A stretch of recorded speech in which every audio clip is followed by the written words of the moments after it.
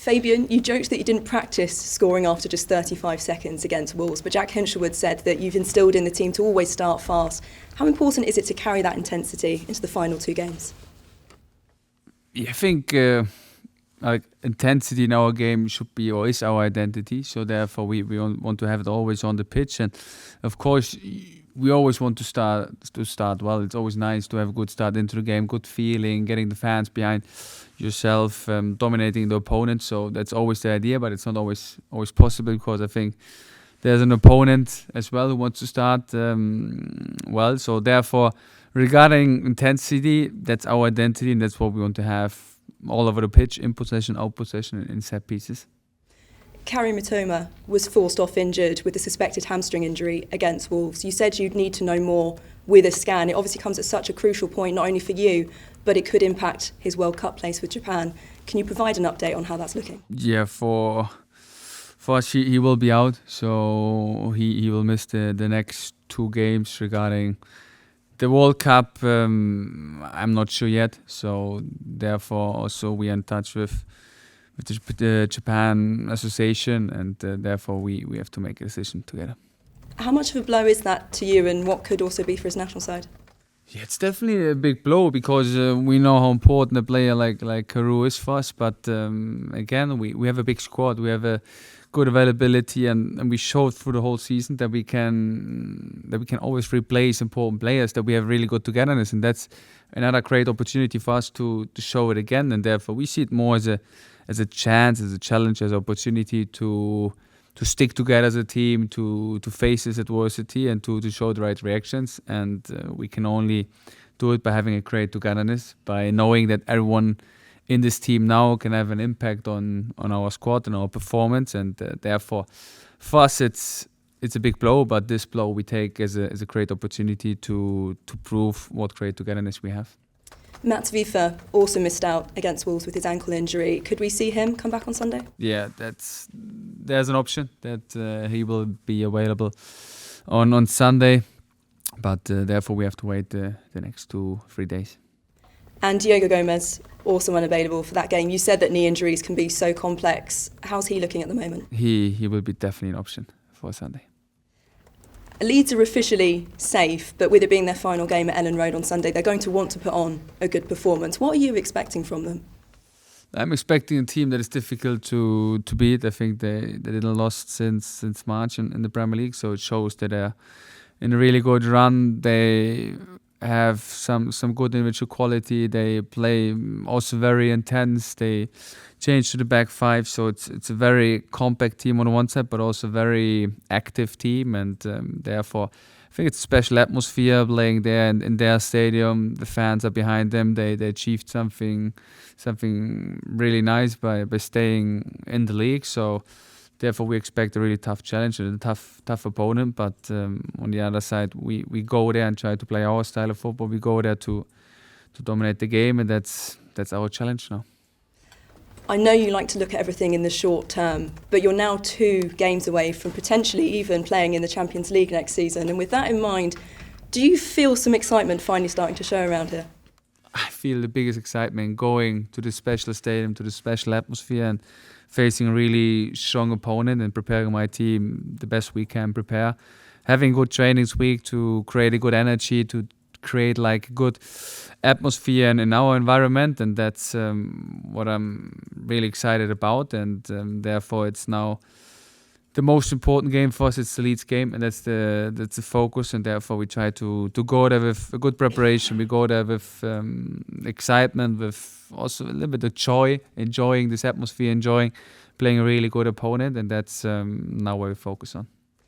Will you be watching the FA Cup final on the weekend? Obviously that could have an impact on European places. In general, everyone who knows me knows that I love football, so if there's a live game, of course, I try to watch it, and therefore I think on Saturday there's not only the FA Cup, there's also the Bundesliga, my previous team with St. Pauli, so there are a lot of games going on Saturday. I try to watch them all, but it's not that I will watch it specifically because of Chelsea City. Will you be willing Manchester City on at all?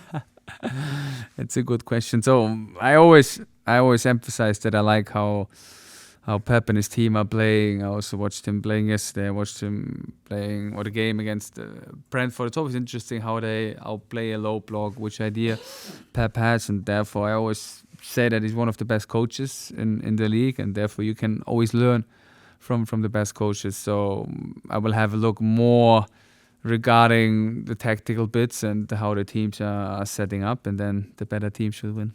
Thanks, Fabian. Hi Fabian. Japan play their first World Cup match a month today. In the discussions that you've had with them so far and the severity of Karu's injury, what are they looking like?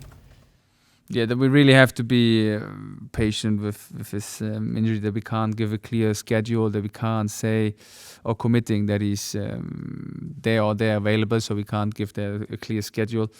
About this injury, the only thing what I can say is that he will miss our 2 games, and that's very badly for us, and that's also very sad for Karu, because I think he was in a good form, he was in a good shape, and he had a big impact on our performances, so therefore I think we also need to take care of his privacy and take care of his health, and therefore for us and for him it's a really, really unfortunate situation. Jack Hinchwood is in great form, 3 goals in 3 matches. What's the secret or the change that he's made to be able, obviously the positional change, but anything else? No, I would say the love changes. He always shows a great effort in the training sessions. He always shows that he wants to be part of a team, wants to improve, wants to adjust and learn things. And therefore, is one of his biggest strengths is his flexibility. So he can play in several positions. And now he's in a 10 position. It seems to be a good fit. He has like this desire to score. He is not only a box-to-box player, because he really attacks also the opponent's box, and that's something what is really important for our game, and I'm really pleased how he's performing at the moment. No player has ever scored in 4 consecutive matches in the Premier League for Brighton. Has he been doing any work with Bobby Zamora on his striking? I think he's not doing it for this statistic or this record. He's doing it for his own individual development, and like I said, he's a player who always wants to improve, always wants to develop. So therefore, of course, they had some sessions this week with Bobby, but I think it's overall more for the general development and improvement from the players, not for chasing the statistic. I'm even not sure if he knows it, because I also didn't know it. Goal scoring and Danny Welbeck go hand in hand. It will be his 200th appearance for the club if he plays this weekend. Just how impressed have you been with him, and obviously the kind of push for getting in the World Cup? Yeah, very impressed, and I think through the whole season he was always a main topic for you and the media, for everyone from outside, and it shows that he gets a lot of rewards by his performances, by how he is as a leader on the pitch and beside the pitch, and he gets these rewards because he deserves it and because he works hard for it. So therefore I'm very pleased that he's now nominated for the big squad, so hopefully he can make also the squad going to the World Cup. Pascal Gross got another assist in the win at Over Wolves. How important has he been to you off the pitch? We know what he does on the pitch, but to you with the experience he brings?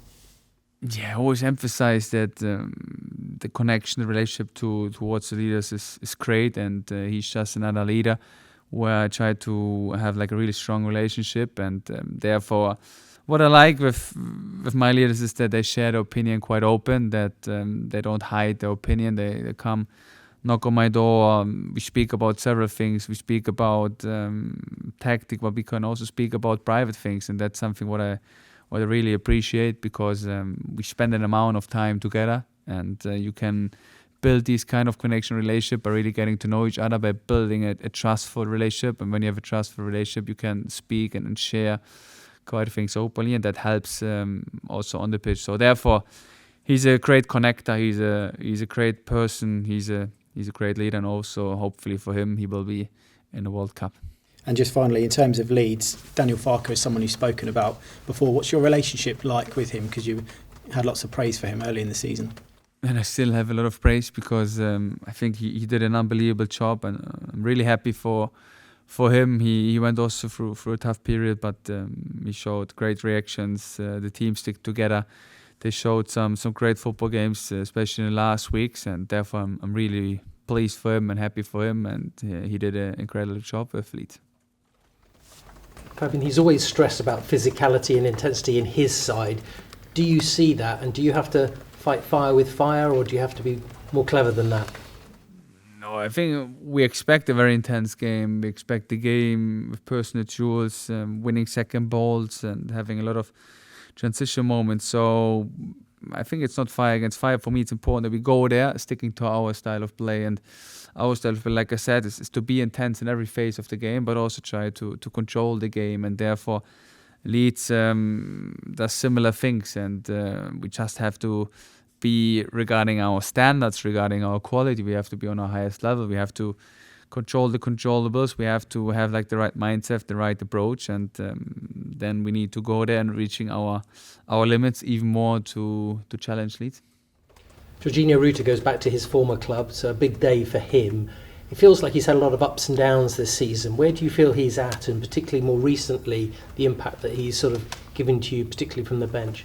I feel that he's in a good place. Of course, he's not happy with his game minutes. That's normal. But I feel that he's there for the teammates, that he's there for the club, and that's the most important. That everyone puts his ego behind the success of the club, and that's what I always emphasize. It's team first, and therefore in some moments you have to put your ego behind. We just spoke about Maxime de Kuiper. Maxime de Kuiper is a great example. He's as well a big player. He played several games for Belgium, but he didn't play many minutes for us because Ferdi did well, Mats Wiever did well, and now we missed Mats Wiever the last weeks, and he replaced him in a very impressive way. And you can only do this if you train hard every day, if you put the team first, if you put the ego behind and emphasize the value togetherness. And that's what I praise regarding or towards the team day by day. And that's just a prime example for that. So regarding Gini, he's in a good place. I know he's not happy about his game minutes, but he's 100% committed, 100% wanted to contribute the best impact he can do towards the team. And therefore, I'm really pleased how he's doing.